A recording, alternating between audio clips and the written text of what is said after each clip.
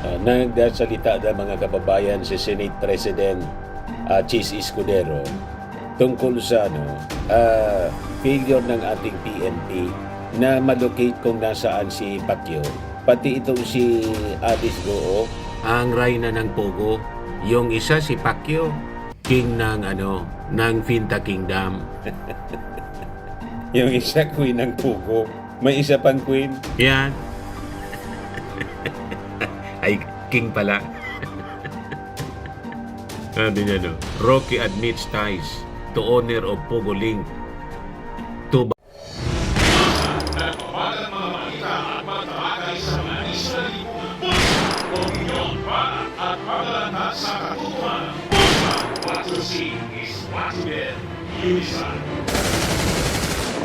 house.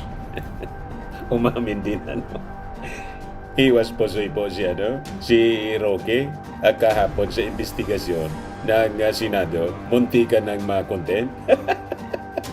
Sinasabayan, napakabastos po. Nagsasalita pa yung chairperson, si Risa Ontivero. Sinasabayan niya, ayun, winarningan ni Senator Sherwin Gatchalian. Nag hindi kanya tumigil. We will cite you in contempt. Babait din pala si Ari Roque. Ayan po, muntika na dito si Ari Roque, ma-contempt mga kababayan.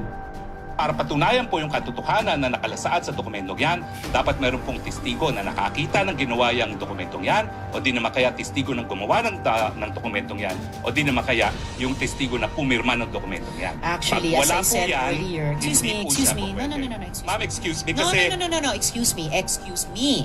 Attorney Roque. I'm sorry, madam, but I am a Yes, resource person invited. Yes, you are. I was Wait. asked Let me to finish. answer. Yes, you Hindi ko already po answered in maintindihan, excess. Kapag gusto niyo Sandali akong po. tumigil, papatigil niyo ako kapag ako nag-explain. Yes. I thought we were engaged in the search for the truth. Oh, definitely we are. Attorney Roque, what I am saying, yes, and Sherwin. Attorney Roque, please be reminded to respect the chairperson. I'm very respectful, Madam Chair. Anong respectful na nagsasalita siya, sinasabayan mo siya? I apologize, Senator Gatchalian. One more, I and apologize. I will cite you in contempt. And if you disrespect the chairperson, you'll be compelled to cite you in contempt. I understand and I apologize. Mo naman sabayan siya, nagsasalita siya, siya ang chairperson. Okay, Your Honor. I understand. I apologize. Bumait si Atty. Roque. Titiklop din pala. Masyadong arugante. Napakabastos. Manang-mana po kay among niya. Feeling nila kasi, sila pa yung nasa posisyon na ang lahat pwede nilang brasuhin. Iba na po ang panahon ngayon Sabi nga ni Ira po, weather lang yan. Panahon. So iwas po siya mga kababayan, pero ultimately umamin din. Sabi rito sa report ng Manila Standard. So ito, sabi dito sa balita, sabi ni Chis Escudero, it's embarrassing niya na hindi malocate itong si Alice Goo saka si Kibuloy. Frustrated po si Chis. Nakakaya na niya, hindi pa makita si Alice Goo saka yung puganting televangelist na si Kibuloy. Is she the only one? Sabi ni Escudero. Sagot ng reporter, si Kibs niya hindi pa rin makuha. Hindi pa rin mahuli ng ating mga authorities despite sa patong sa ulong 10 million. Galaw-galaw po mga kaibigan natin sa PNP, huwag ninyong ipahiya yung inyong sarili. Yung NBI nga po, tumutulong na rin. NBI launches manhunt to locate Alice Goo. Ang duda ng iba, baka tumakas na po sa ating bansa gamit yung kung anong piki na travel document. Mga birth certificate nga po na piki. Yung birth certificate niya mismo, piki. Di ba? Piniki na lahat. Pati nga yung video mga kababayan ng pulburon, piniki. Matindi po ang pamimiki ngayon. Sabi ni Chis Escudero, that's what I'm saying. Aren't there also others who were accused of more serious crimes in cases that have yet to be nabbed? My answer is yes. It's embarrassing. It's embarrassing for the PNP that they cannot do this, especially anya since the Bureau of Immigration confirmed that they are still here, nasa Pilipinas pa sila. Pero anya, hindi man yan rason para bawasan yung budget ng PNP saka yung NBI.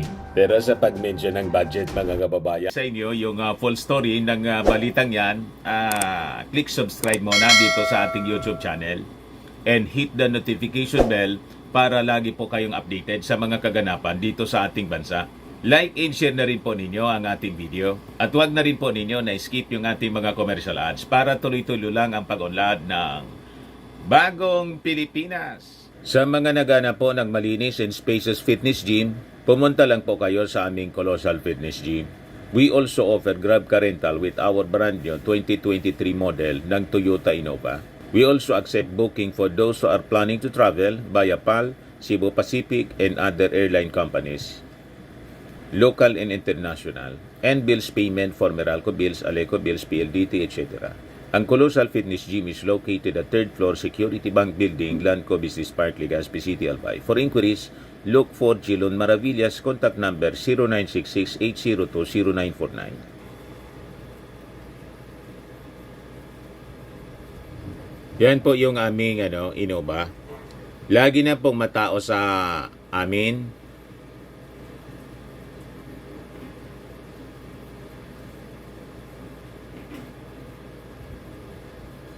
Yan po mga bagong clients namin. Napakaganda at colorful at napakalinis ng aming gym po. Pati mga foreigners po pumupunta sa amin, mga British tourist po sila dito sa Legazpi. Na-set up na rin po yung aming mga brand new gym equipment.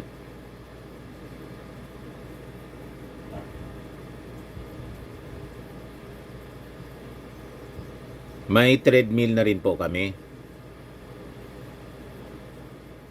Ito naman po yung bago naming product na binibenta online.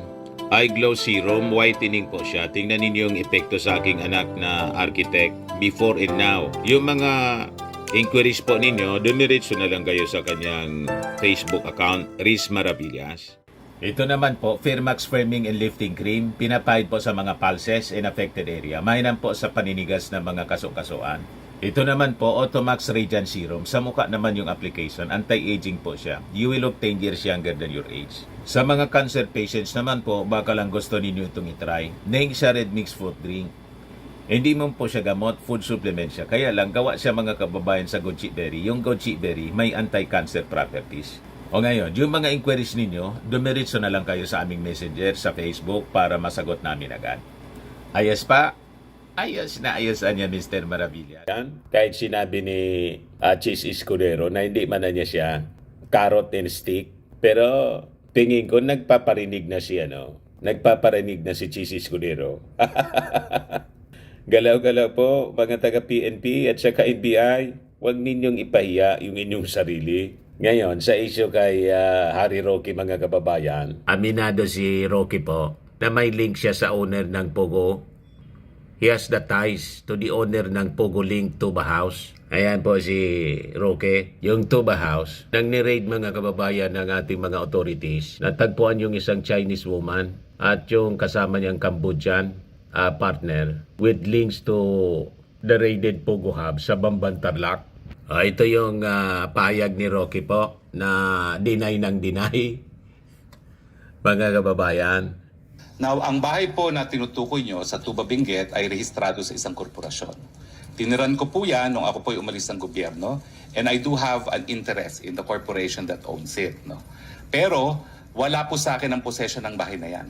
Dahil as of January of 2024, yan po ay pinaupahan ng korporasyon at ang umuupa po ay isang Wan Yun na isang Chinese national na siya po ay pumirma sa contract of lease ay require siya na magpakita ng alien certificate of registration at lumalabas po na siya ay holder ng isang 9G working visa. Meaning, she has a right to be in the Philippines. So ang rehistradong lessee po dyan, at yan ay rehistrado rin sa Homeowners Association ng Subdivision para sila ay makapasok, ay itong babae na isang Wan Yun.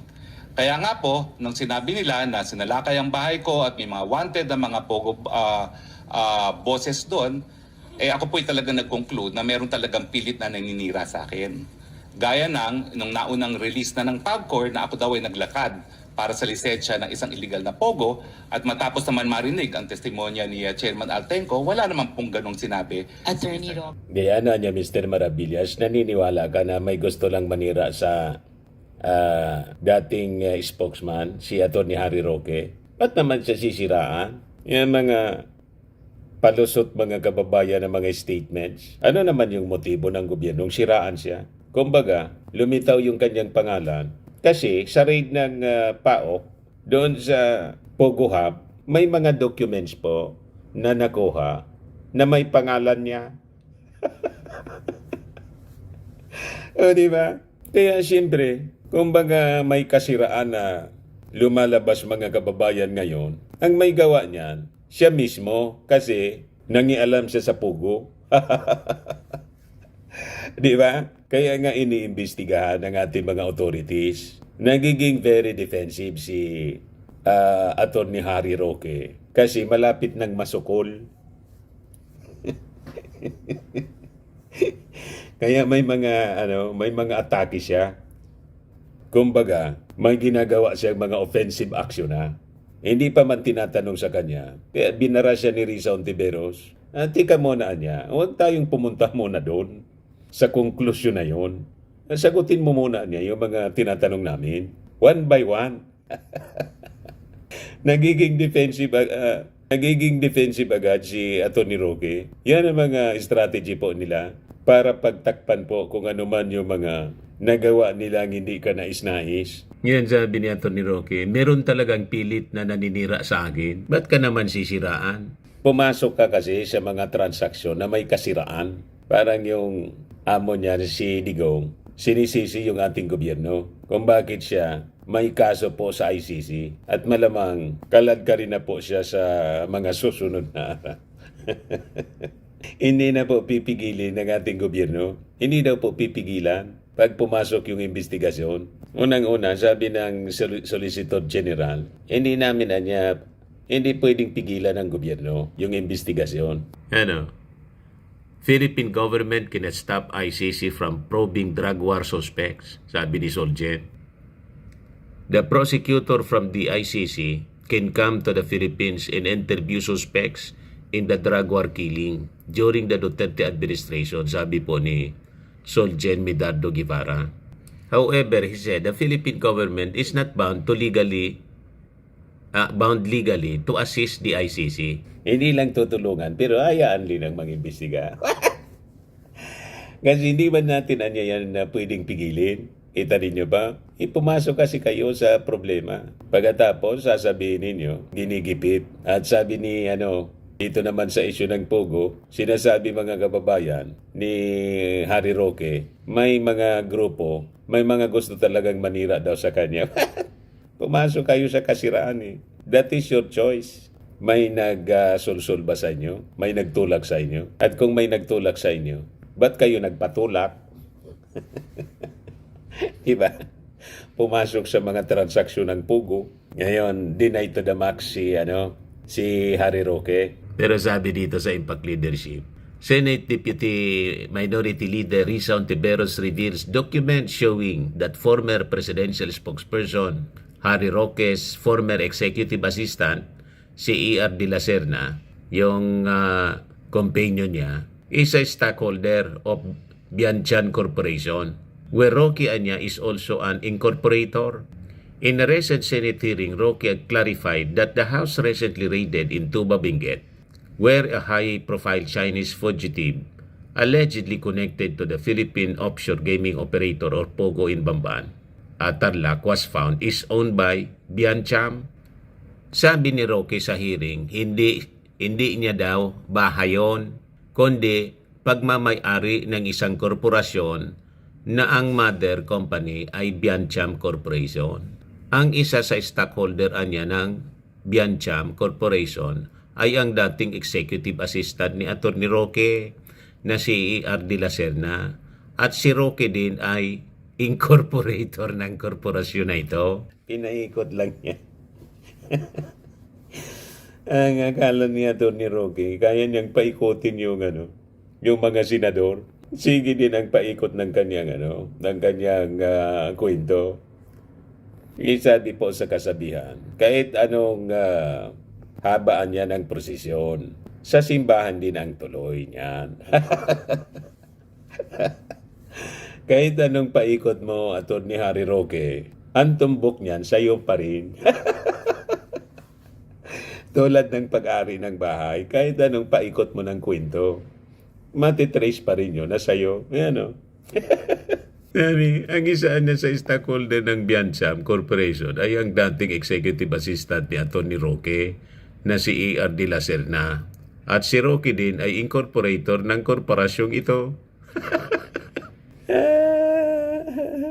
Bumalik pa rin niya si Mr. Maravilla sa kanya. Babalik at babalik sa kanya yung kanyang yung kwento niyang paikot. Titigil yung ikot sa kanya pa rin. Kasi yun po ang totoo eh. Anyway, yan man lang po mga kababayan yung short video natin. Ako po si Dante Maravillas. Bye-bye. God bless.